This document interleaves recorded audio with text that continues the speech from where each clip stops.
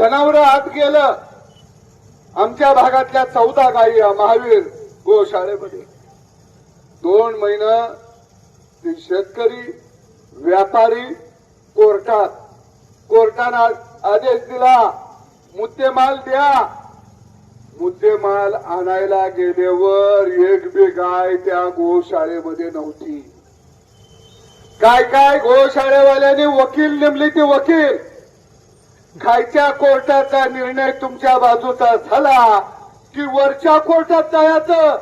अरे गोशाळावाले जमा झालेली जनावरं परत त्याची सोडून वरच्या कोर्टात का जात आहे?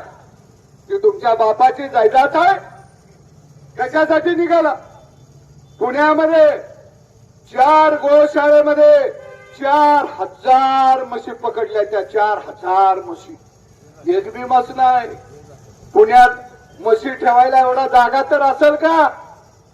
ज्यावेळी मी म्हशी आणायला गेलो त्यावेळी ते गोशाळावाले म्हणले, गोशाळेचं नाव काय? द्वारकाधीश. बरोबर देवाला पकडला. आणि ते म्हणले त्या म्हशी कुठं आहेत? कुर्णात चरायला. मी म्हणलो इथल्या पुढारी एवढे हेलिकॉप्टर विमान मधनं हिडते ते एवढं मोठं करून चरायचं त्यांच्या नजरातनं राहिलंय कसं? त्यांना हे कसं काही दिसलं नाही. एक म्हस नाही. काय मस्त धंदा येऊ.